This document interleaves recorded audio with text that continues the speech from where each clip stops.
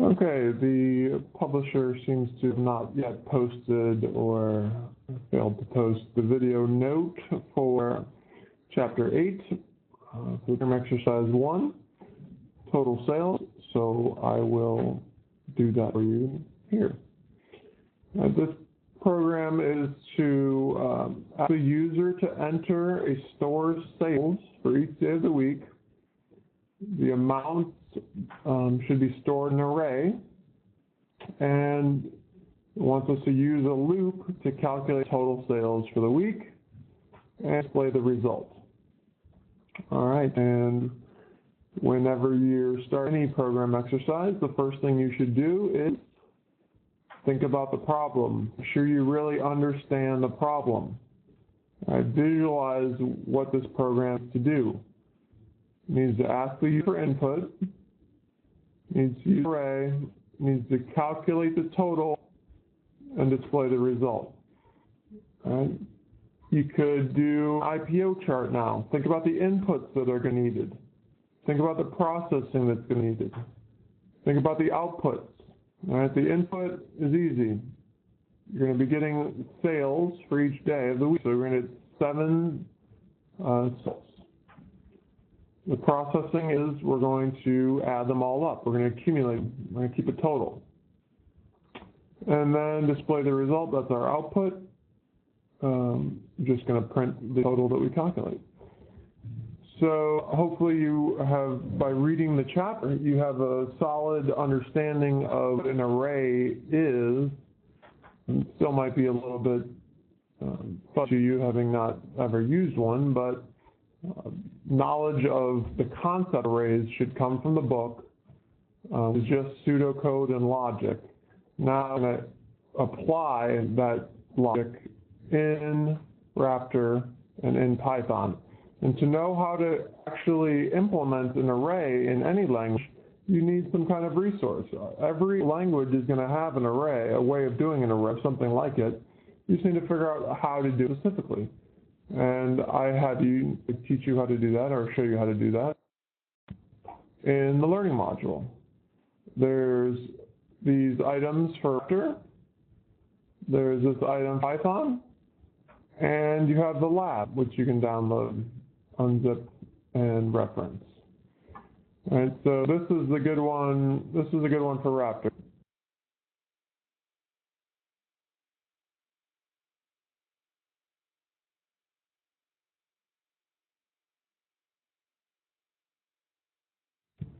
So print this out, read it, spend some time with it, and it's going to help you to do this problem.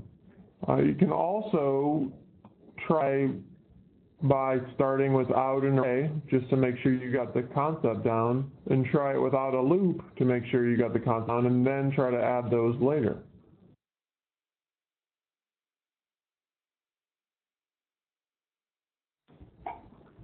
All right, so we need to get input from the user of the amount of sales.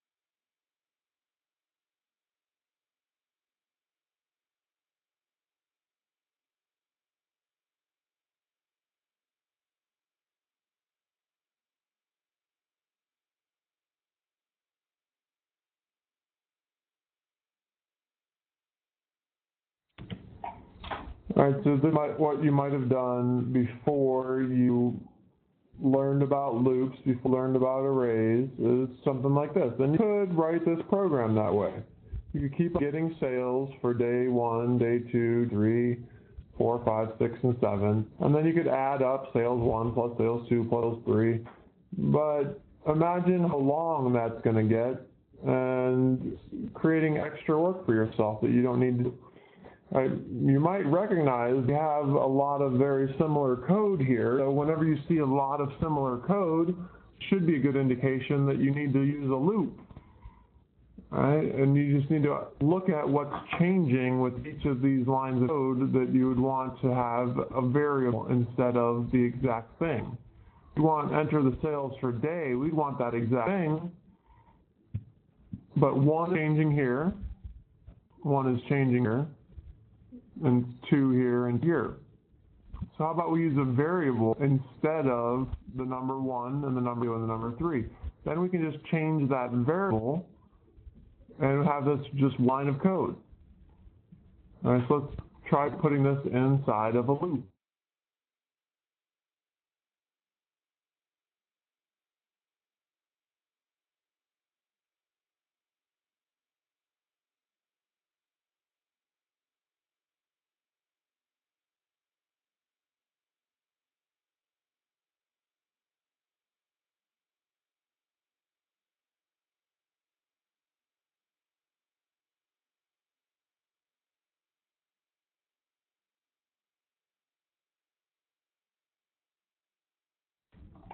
Remember that in Raptor, continue the loop when you say no to the condition. All right, day is going to start at 1. Well, I want to stop this when day is 8. All right, so when day is greater than 7, that's when I want to stop and go out. As long as I say no to the question, is day greater than 7, I want to continue the loop. And whenever you have a loop, you know you have something inside the loop that changes the direction of the loop.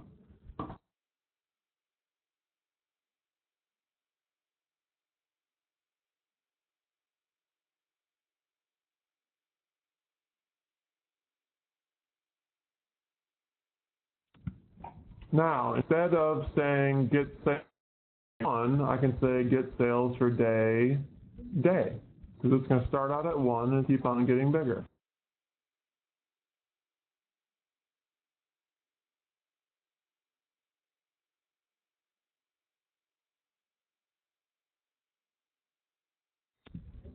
But the other problem with this is if I keep on saving to the variable sales 1, it's going to get overwritten every time I get that input.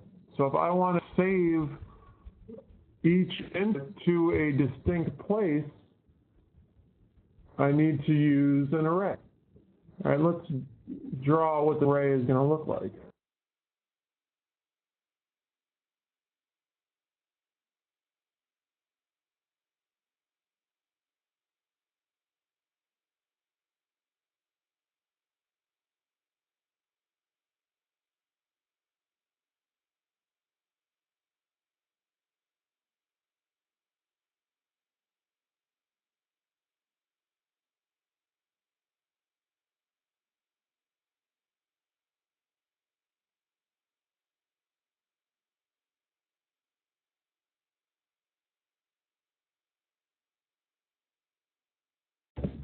We know we need to keep track of sales, so sales would be a good name for the array.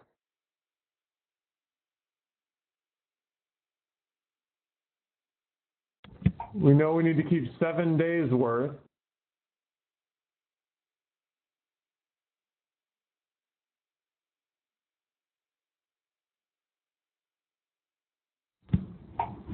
And the book emphasized that subscript numbers usually start at 0 for most programming languages. If you read that item from the input section, a learning module, Raptor actually starts at 1. And other programming languages do this too. So you need to find out if the arrays are 0-based or 1-based. And Raptor, they're 1-based. So the index is actually the same as the numbers that I've put up here.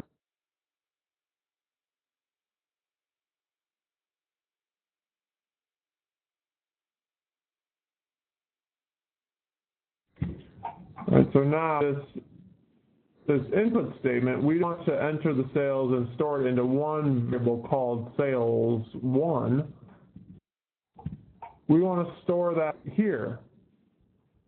We want to store it in this location. All right, and how we reference this location is by the array name and then the subscript name.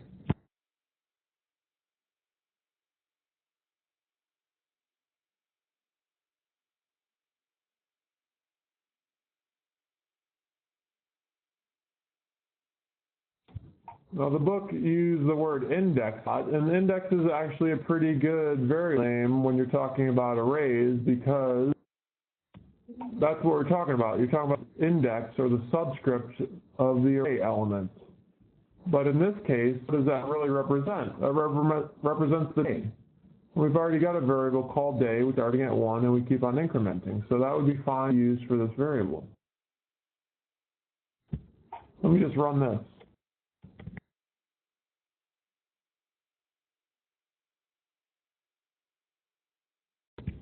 Remember, I'll try to do one little thing at a time, get that one little thinking, then add to it.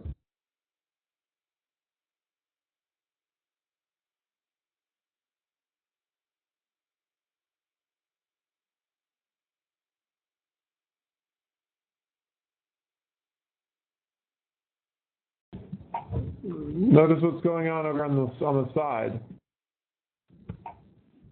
I can see what values are in my array, and I can see the subscript they're located at.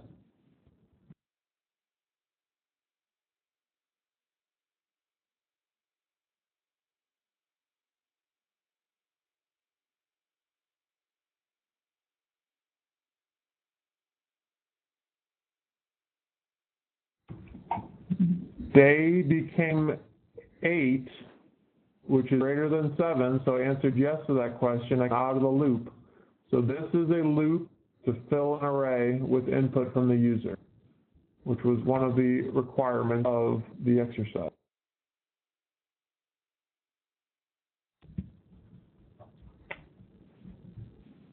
The program asks you to enter the store sales for each day of the week. And we could have done that outside of a loop. It didn't really say to use a loop for that part, but it made sense to do so. It was real easy. All right, the amount should be stored in an array. That's done.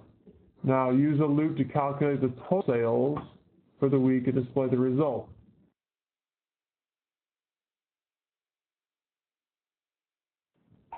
Little hint for you. Right here is the exact thing you'll need to do. Just might change out some words or order of some things, but this is how you do that.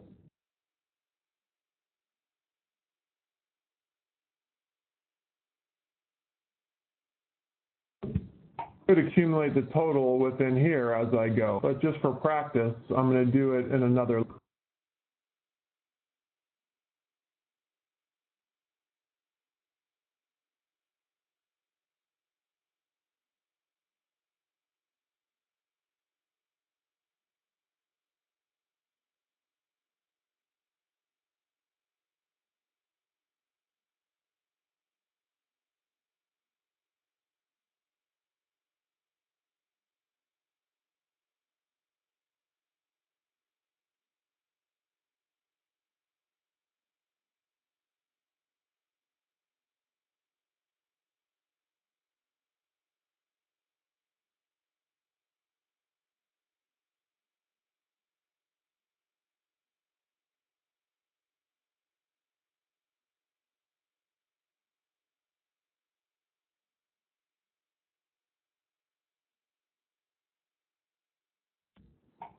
All right, so we've gone through and we've put in values into all these locations. And I'm not going to put the exact values that I put. That's what I did, right? I put values for all these things. That's what that first part loop did. Now, when I ended the loop, day was 8, right? That's how I got outside of the loop. Now I want to go back through the loop and I want to add all of these items into total sales. So what total sales is going to be equal to?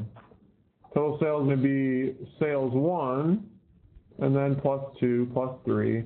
So we're going to keep on accumulating as we go through the loop. We're going to start back with day equal to 1, and total sales is going to be equal to, we're going to assign to it, total sales plus sales 1.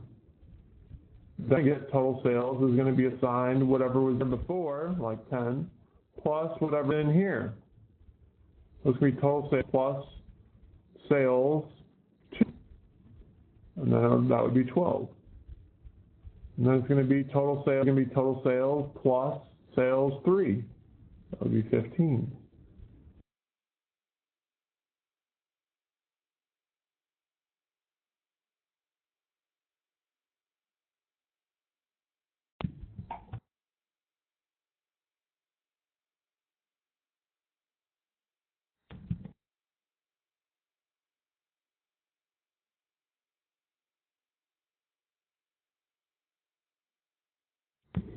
Because day had been 8 when we got outside of when we finished the before, that's how we got out of here, because day was 8. We got to set day back to 1 so we can come back here and start picking these up again. We need to go through the looping. We need to go through the array.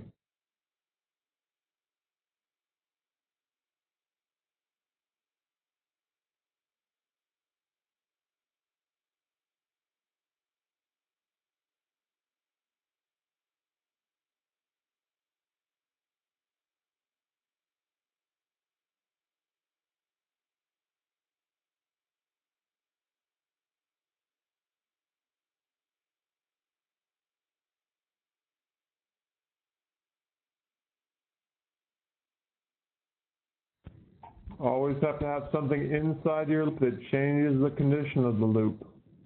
Right? Total sales gives total sales plus day, increment day, come back and loop again.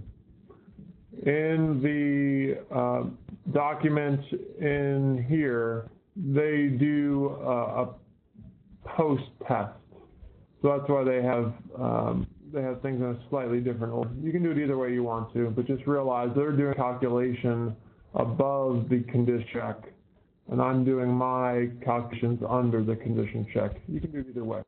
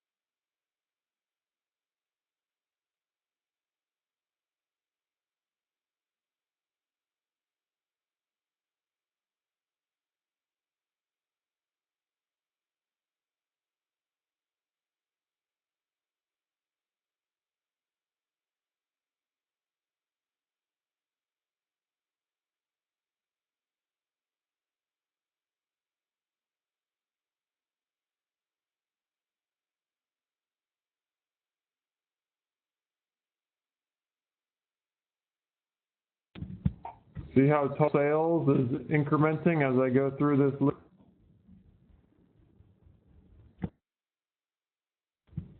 Now that document actually does something else a little bit differently than I've done, which is a little better idea. See how they're using this length of? Length of is a function you use to return how many boxes are in the array. So even if you change the size of the array, the code would still work. Instead of putting 7 here, I can do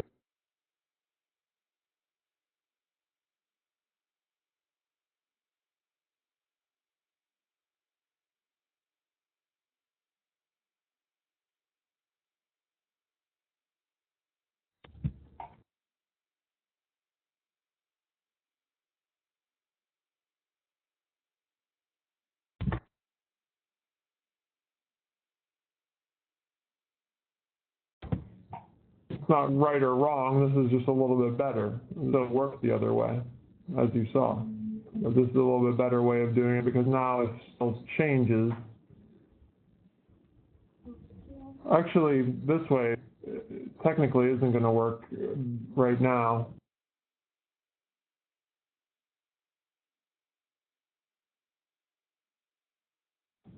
Because think about it, when this group first started, sales didn't exist. So I have to use 7 here because that's how many items I wanted to add. If I had been able to declare a loop or declare an array before the loop, of a certain size, I could have done this. That's what their example does. So this work in my second loop, because my array is already complete. It was created in this loop, and now this length of cells will actually return something. It'll return 7, because you can see size is 7, but this didn't get calculated until that loop got created in this for loop. All right, watch as many times you need to, and I'll convert this to Python.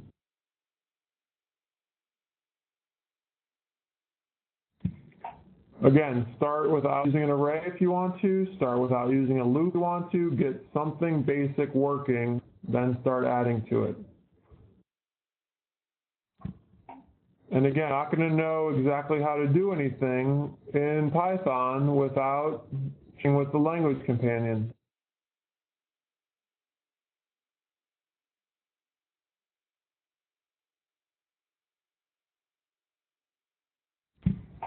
All right, so in Python, you create lists instead of arrays. A list is similar to an array that provides more capabilities. Okay, a list of an object contains multiple data items. Yes, we know. Here is how it's created. Just an array name, assignment operator, and then numbers in square brackets. We could do numbers, we could do strings.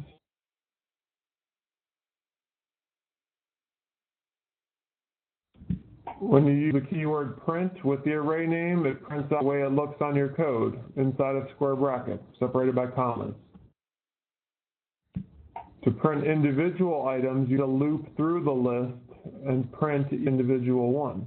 All right, this program is done. You should be able to carefully follow through and trace it right on your piece of paper. All the boxes that are created and things are going. So here, this line 3 is doing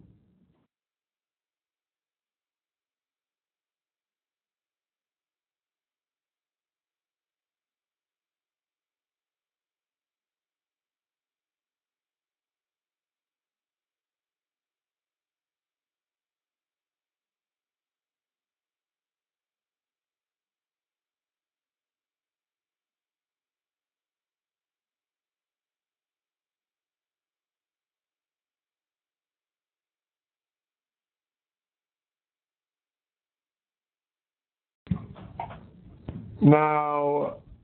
You don't know yet if Python is 0-based or 1-based for their lists or their arrays.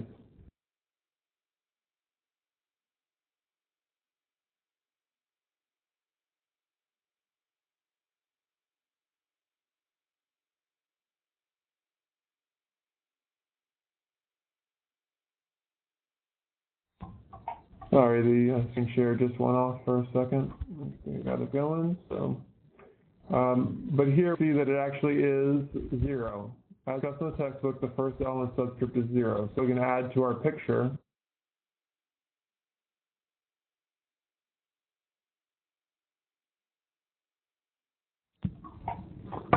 And this is, we're using it just like we'd use any variable. We're assigning the result of an input statement to the element in the array.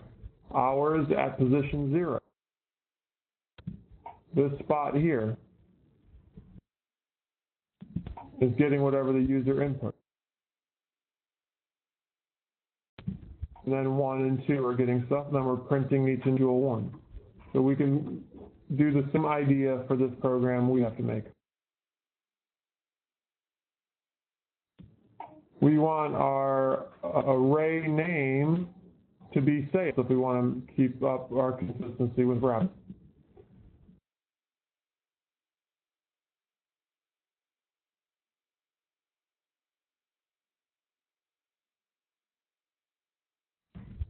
We know we need to have 7 elements.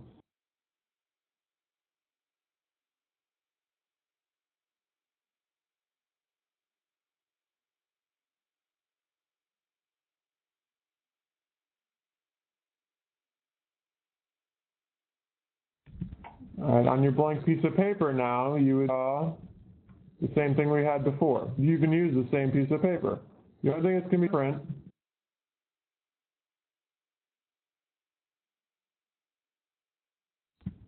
Is it the subscript start at 0?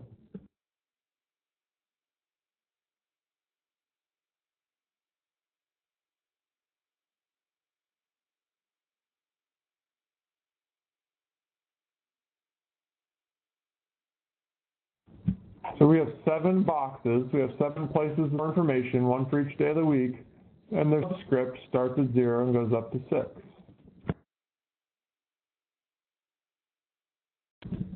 All right, if we want to start without even using a loop, we could.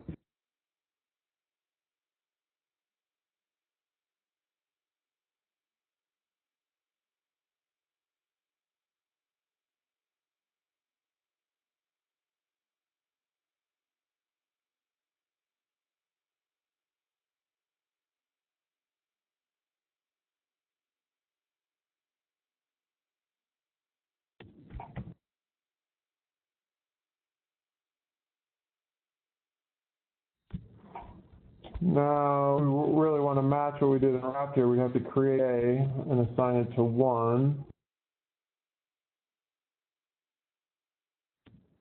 Or we could keep it simple and just have it loop without saying the day.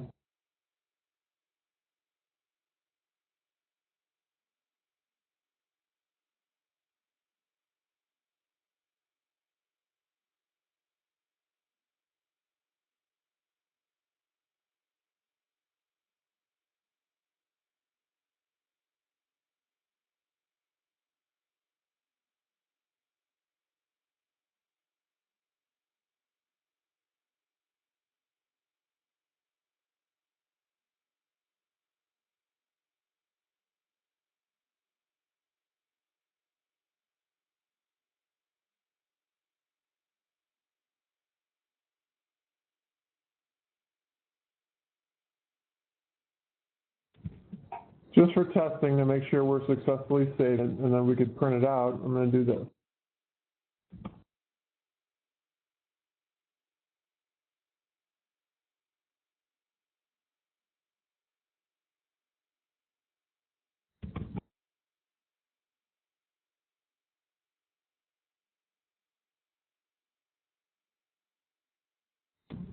That will illustrate the difference between printing out what's in the individual element in the array or printing out the entire array.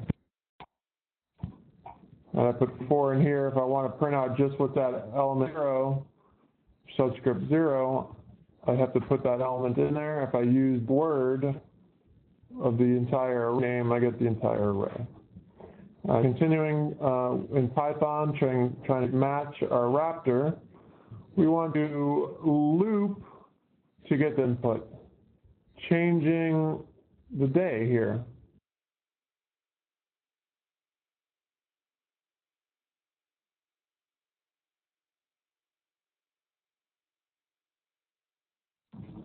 We have a slight problem because we want this number to be different than this number. This is where that 0 base is going to be a bit of a problem. So we either call this number something other than day, we call it something like subscript and start it at 0, or we can still call it day and start at 0 and then realize it's really not going to be the day number. You can do it any way you want to, but having this and understanding the location, the first location is really subscript 0. Right? As long as you can that conversion in your head, how you actually implement it in Python doesn't matter.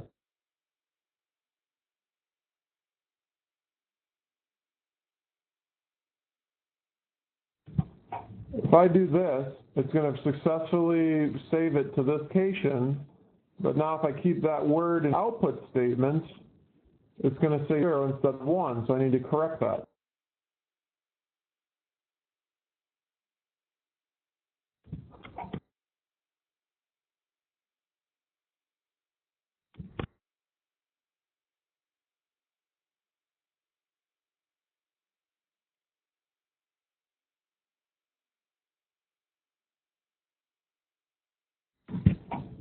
All right, now we just need to figure out what kind of loop we want to use to do this over and over again, and I bet there's going to be some help in Language Companion.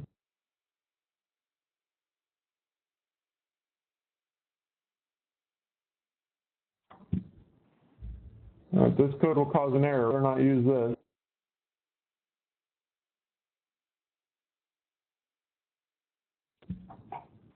Modified to prevent the error. This sounds good. All right, list. All right, we already have that. We have sales. Now we already have the array created, so we can use the len, right? Len is the equivalent of length of. We use length of in Raptor. We can use len in Python. So we start at index. They use the word index here. We use day. Day makes a little bit more sense for our program. Day is 0. While day is less than length of the array, we can do input or print or do whatever we want. This is the code we're going to use.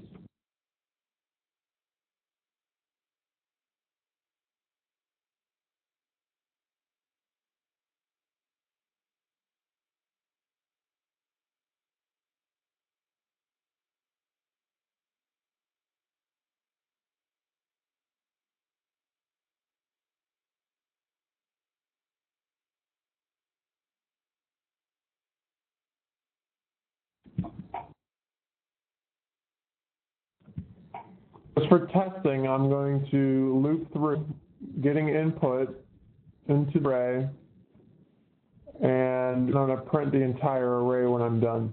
One thing in mind that was in here. Remember, you have something inside the loop that's going to change condition of the loop. Index gets index 1. I had that in my Raptor. Day gets day plus 1. Plus equals that they use here. It's just a shorthand way of writing it. You can write it either way.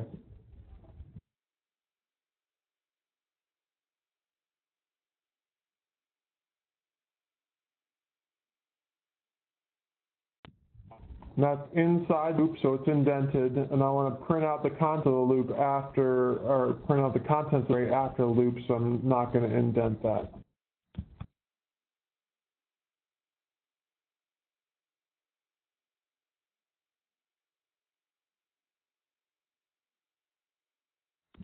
You got 1, 2, 3, 4, 5, 6, 7 days worth of numbers. Here they are.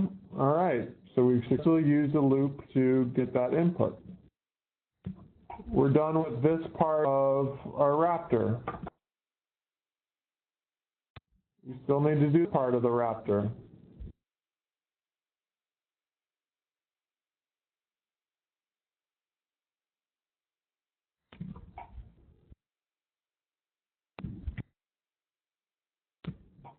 I just copied and pasted, but I knew that this was good code to go.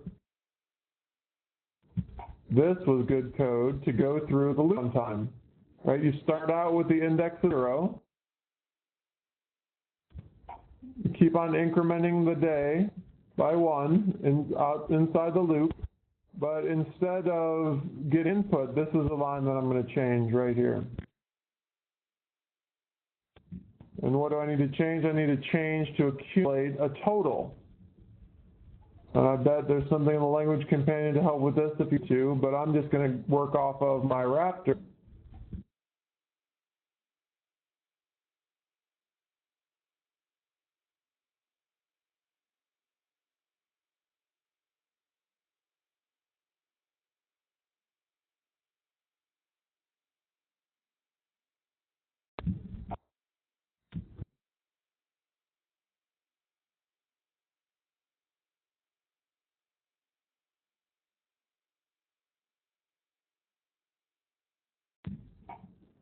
Again, the equals is just a shorthand way of writing the same thing. Total sales plus sales day.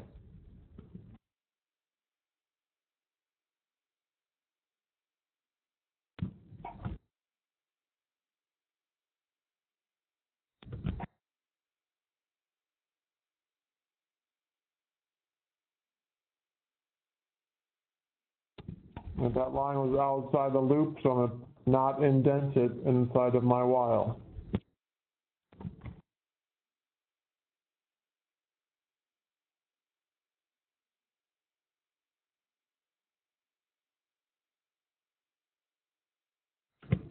All right, here we go. We've seen this error before.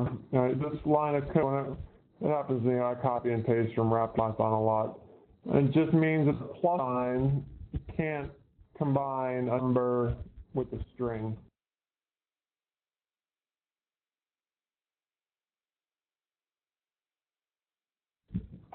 So we could use a comma instead, or you can use the str.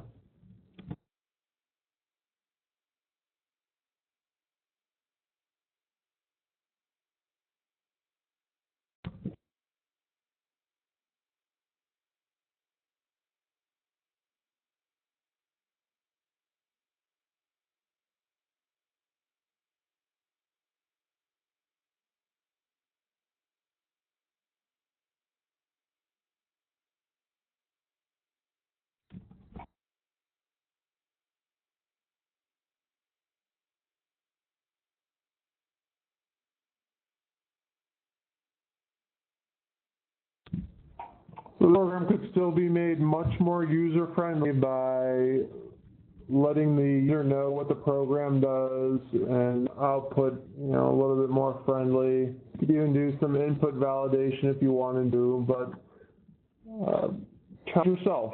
If this is real easy for you, and this didn't take you much time, then add those kinds of things. If it's real hard for you and took you a lot of time, okay, put your name on it, put a couple comments, and turn it in. Because this does satisfy what the exercise wanted you to do.